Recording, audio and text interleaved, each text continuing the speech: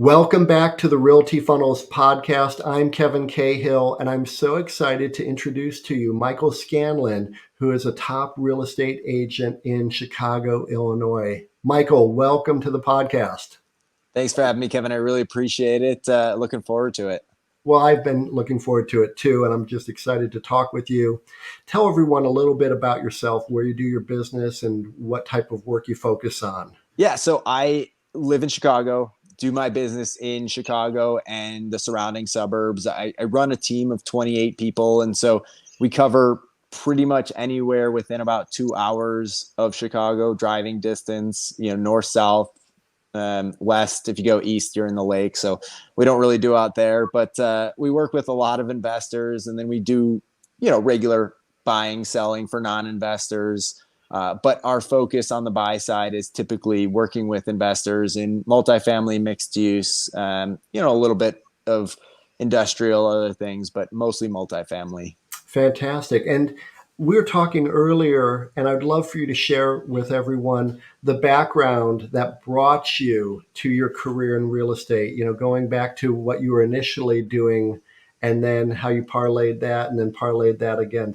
Tell us a little bit more about that. So I started my post-college, post-undergrad career as a behavioral analyst. I was working with kids with autism, 2 to 6 year olds with autism. So I did that for 6 years, and I love doing it. It's probably, going to be the best thing that I've ever done. And I hate to say that when I work in real estate, but just, the impact that we were able to make on the lives of a lot of these children, especially in early intervention, and their families, because it makes a big impact when you're able to get to them that early on. That was something that I really enjoyed for a very, very long time, but it's very hard. There's a very high burnout rate in that field, and there's also not a whole lot of pay. And so it made it very difficult. And I had to make a choice of whether I was going to keep doing that forever and living paycheck to paycheck, or try to do something to make a little more money for a little while and then go back to helping in some way, whether it's volunteering or, going back to just working with kids when I'm a little more settled. So I went back to school, got my MBA, specifically in finance, thought I was going to work in stock market finance, and started to look at a lot of the numbers in general, in different forms of investing. And it just stood out that real estate was a much better avenue in terms of how I could, help myself and help clients. And so 2019, after having worked for a mortgage company for about a year in their business expansion and learned a lot about real estate from my boss, I decided to get my license, thought that I was just going to use it for my own purposes. And then, COVID happened in 2020. The world got weird for a little while. Business initially slowed down before obviously it picked up quite a bit. And so I decided to just dive headfirst into real estate, see if I could figure that out and kind of control my own destiny. And, it took off pretty quickly. It's a fascinating background. Over the years, I've interviewed so many different real estate agents as they were applying to the brokerages that I was running, people from architects, retired physicians, psychologists, nurses that I can think of. And those people in the caring arts, the medical professionals, they brought to their real estate career this very interesting heart for serving other people. And I know we were just talking a few moments ago about how your approach to helping people isn't necessarily driven on transactions. It's really driven on relationships and having a servant heart. Tell us about that story you just shared with me a moment ago about how somebody called you up, asked you to help them, but it was a bit of a distance outside of Chicago. So this was early on in my career, and I remember I was actually at a lake, and I had gone for a walk. I had driven, 45 minutes to show a single property, and I decided I would take advantage before traffic calmed down and go for a walk. Chicago traffic is crazy at certain hours. So I went to this random lake and went for a walk, and then I started to rain and I got back in my car. And within about 5 minutes of getting back in my car, I get a call. And I was just sitting there because I thought rain might pass and I would go for more of a walk. And and I answered it. And the person that had called me worked for EXP for our brokerage. And she said, "Hey, I have property that I need somebody to list." And she was with a department that has now become what we call our revenue department. It had a different name at the time, but I said, yes, like no questions asked. Yes, I will help you. And she said, "Well, where do you live?" And I explained, "Oh, I live, basically in Chicago, like closer to downtown, a little bit on the south side." And she said, "Well, isn't this very far for you?" And I said, "It doesn't matter. If you need help, I will help you." And she said, "Well, why don't I try to find somebody who's a little closer? And if I can't find someone, I'll call you back in a couple of days and let you know." So she actually did call me back in a couple of days, and she said, "Hey, I just wanted to let you know that I did find someone, but I really appreciated your willingness to help." And so we fast forward about a year and a half, and she has now been promoted to a very high position within EXP. And she says, "I have this seller that we're working on that has somewhere between 600 and 2,000 homes that they need to sell in Chicago, and we want your Oh, team to handle it." And wow. so we got an assignment to do 621 BPOs between me and some team members in 48 hours. And we did it, and it was insane, and nobody basically heard from me. And I was up doing BPOs until 1, 2 in the morning, and then woke up early the next day to keep working on them.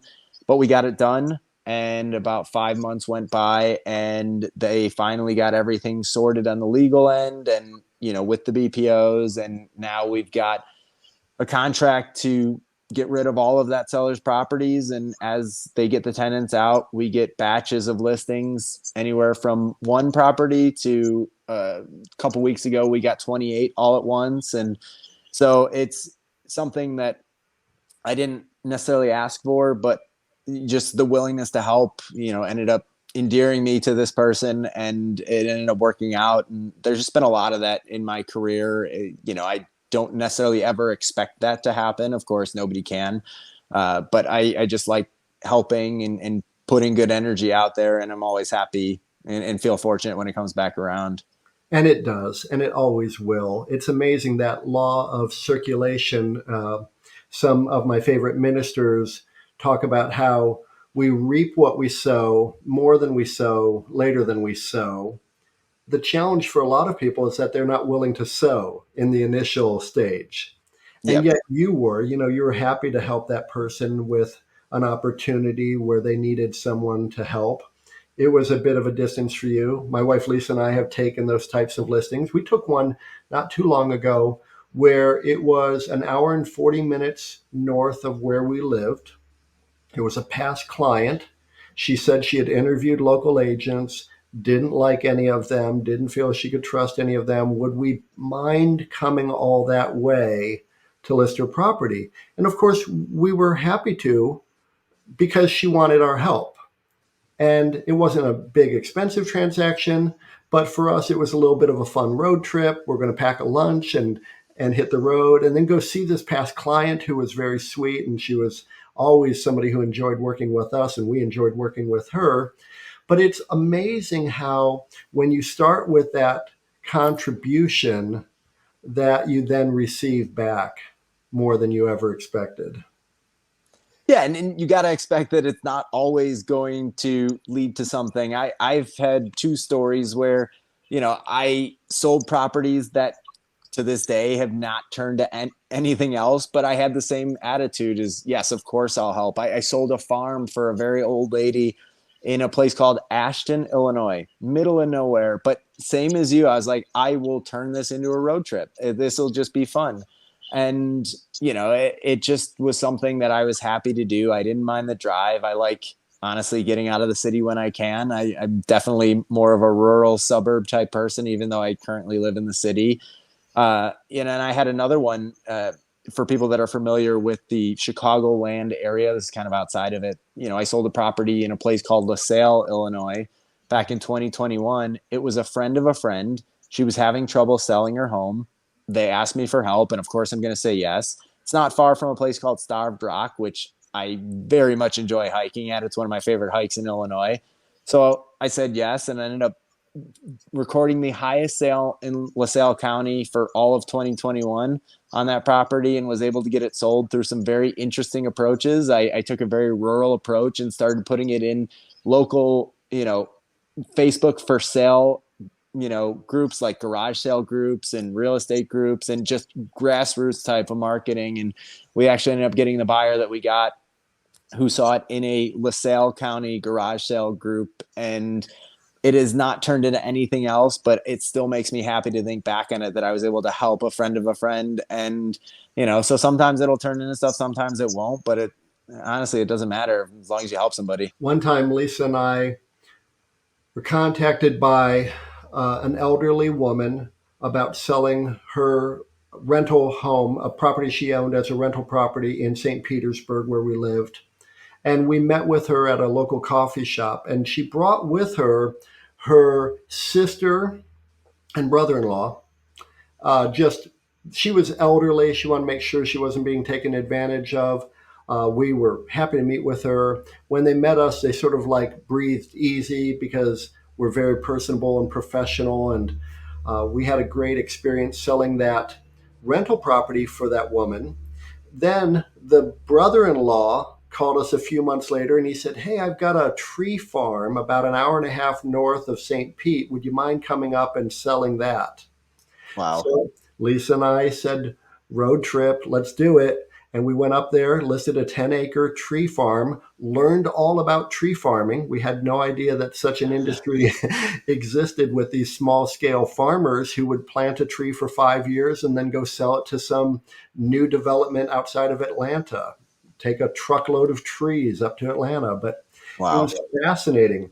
Then that tree farm sale led to another sale and another sale and another sale. And we're like, wow. I mean, it's just, you never know, but you just treat people really well, treat people professionally, always give it your very best.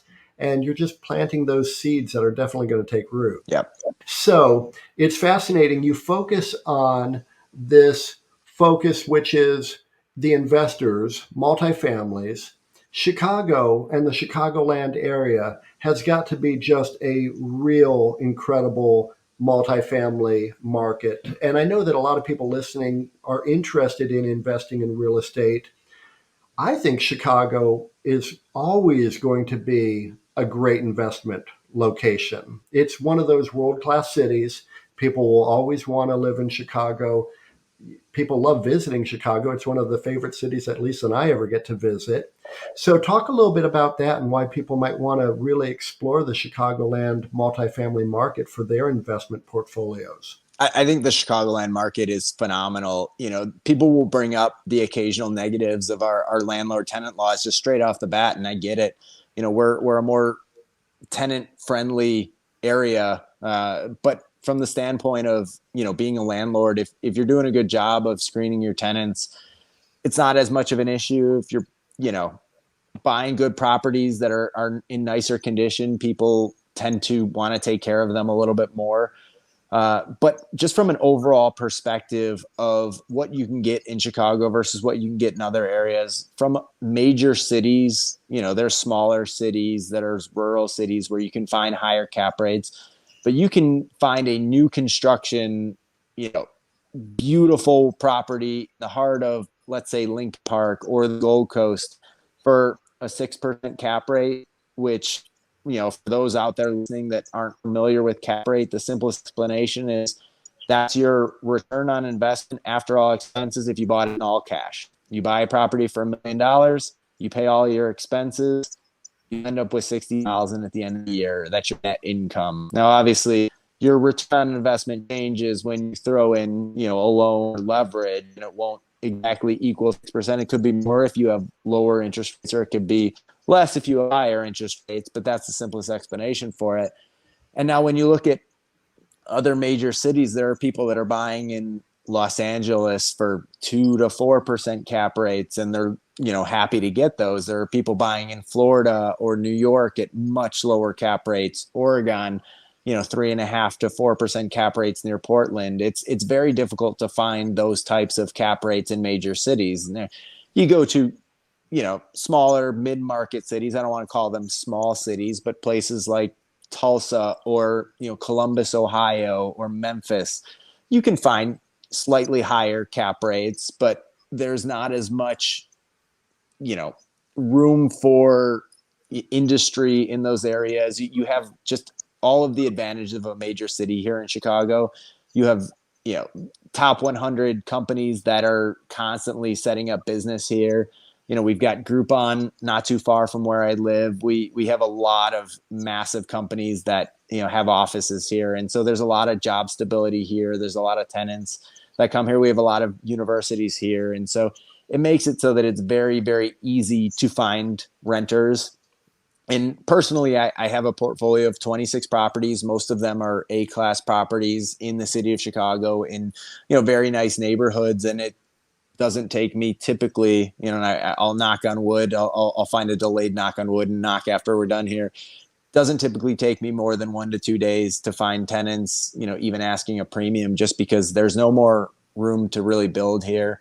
And so if you're buying, you're kind of locking in an investment, and for the long term, you're going to be stable. There's other areas where it goes up and down. And we talked a little bit about how, where you were at in Ohio and Akron, it's a very, steady Eddie type investment. That's the same thing here. When the market went up massively in 2020 and 2021, we didn't see the gains that California or Florida or the Sun Belt in general saw, but we haven't seen it come down in the way that they have. We're actually still up 6% annual from 2023 to 2024 last I looked. And it was the same thing 2022 to 2023.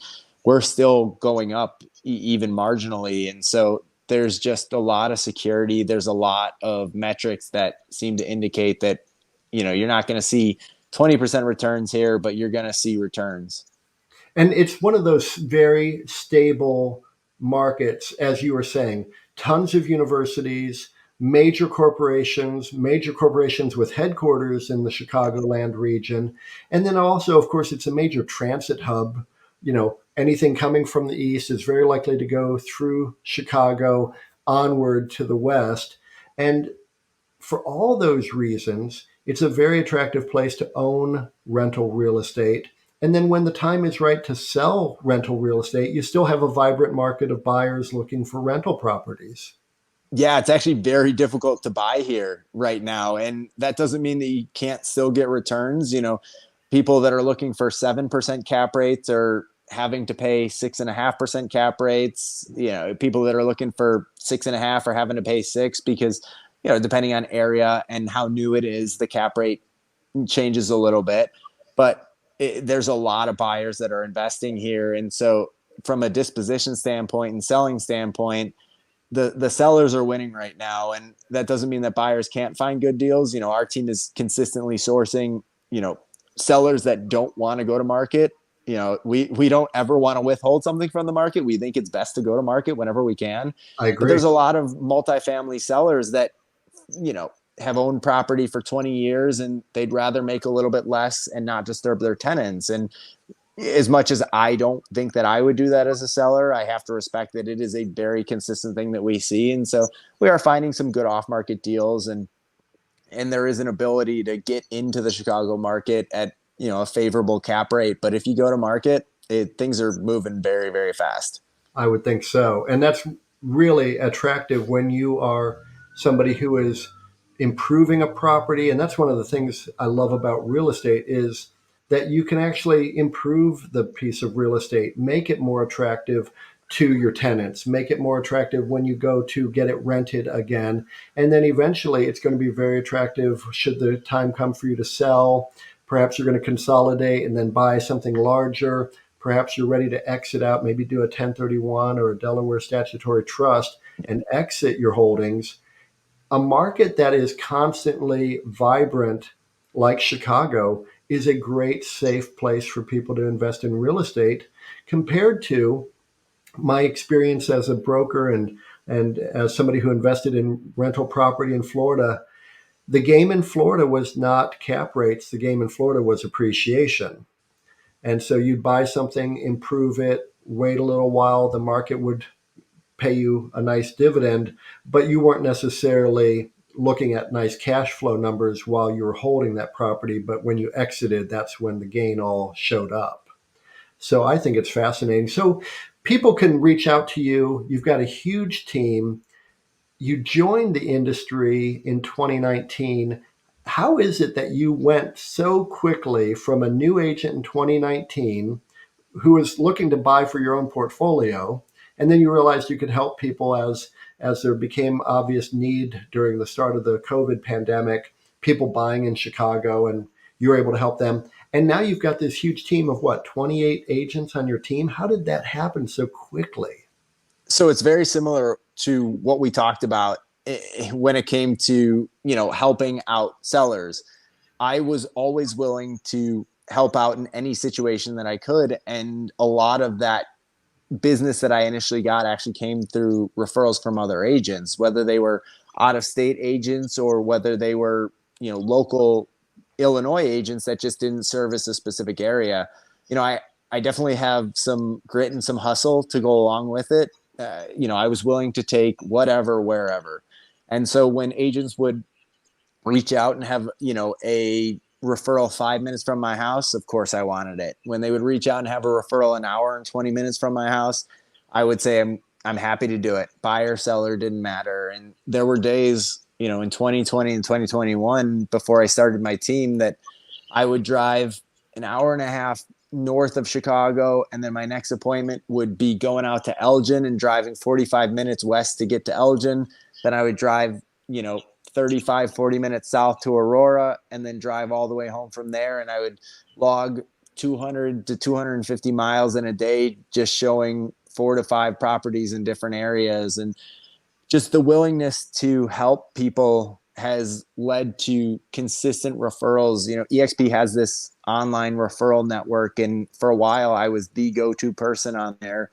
But establishing those relationships with those agents and always being willing to help with whatever they had has led to those agents coming to me directly for years now. And some of them that were small things before turned into big deals. I had an agent that I did about a $200,000 referral for back in 2021. Last year, I closed, represented both sides of a $1.75 million 20 unit that, she referred to me. And so those are the types of things that, like you talked about, slow enough, you put enough seeds in the ground, they're eventually going to grow into things. And so a lot of my early business was referrals. And then I took a lot of very unique approaches. I was in Facebook groups. I was, on the website Bigger Pockets, which is a big investor group. I was reaching out to every single person that I could. I'm in a relationship now. I've been dating the same girl for about 2 years, but when I first started, I was single, and this always gives people a kick. There's a dating app called Bumble.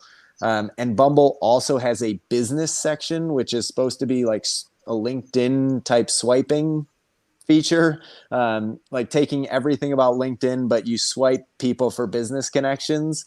And I actually found several clients through Bumble Biz. I had a pre-written message, and I would just mass swipe people and say, hey, this is what I do. I can help you out with real estate. And I did 2 different clients. One of them just bought 1 property from me, but then the other one bought 2 properties and then sold a property with me. And so did about 1.2 million of transactions with her off of, Bumble Biz. And I'll probably eventually sell the, 3 unit and 4 unit that she bought from me. So it was a very unique approach, but if you hustle enough and, you use the time factor of just building up your leads in, just putting as many leads as you can and never stopping getting leads. That's the main thing, is that you always are building up your lead base, and you eventually have enough leads to where you have to put people underneath you, because you never want to say no to anybody. Doesn't matter, whether it's a $5,000 listing, and that's not a joke. We did a $5,000 listing that we closed maybe 2.5 months ago, or,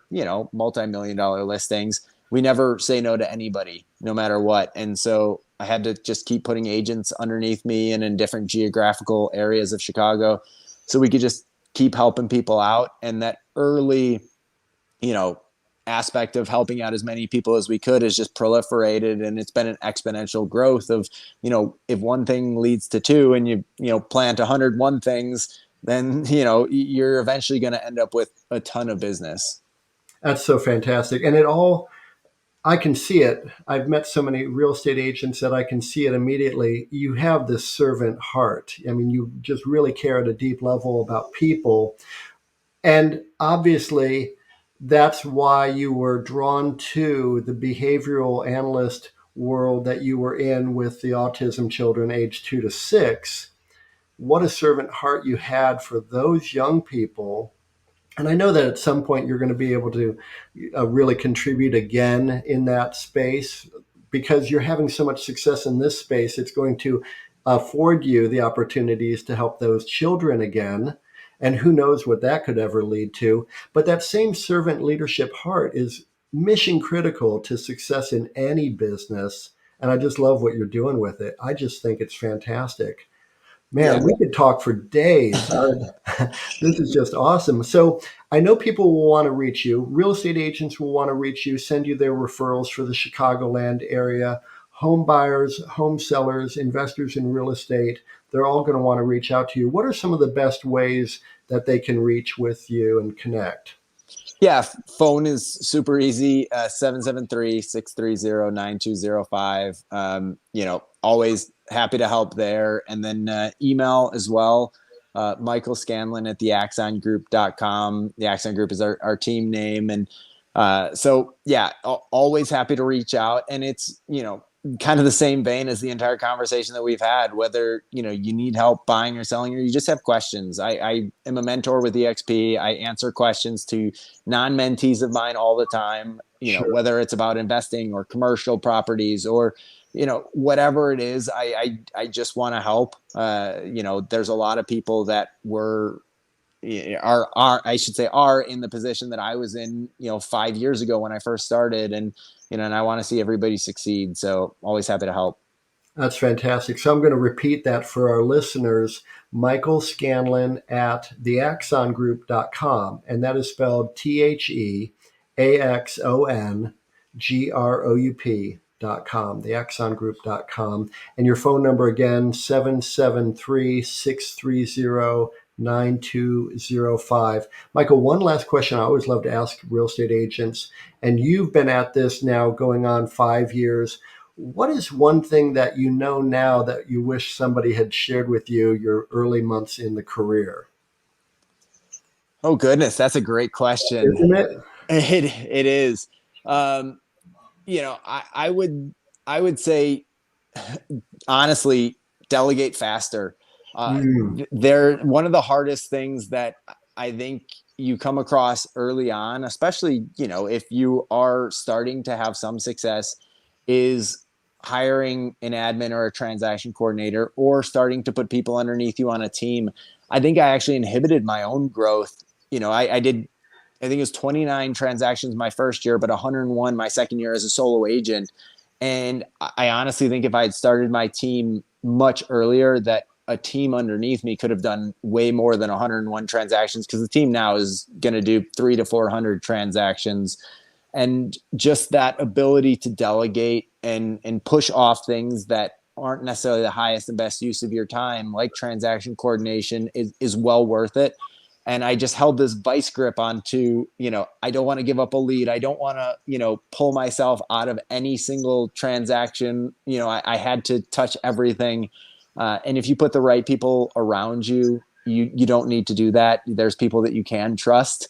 And so I would have probably done that a lot earlier. And I know everybody says that, I heard it early on, people would tell me, hire an admin, hire a transaction coordinator. And I didn't believe them, but trust me, you want to do that.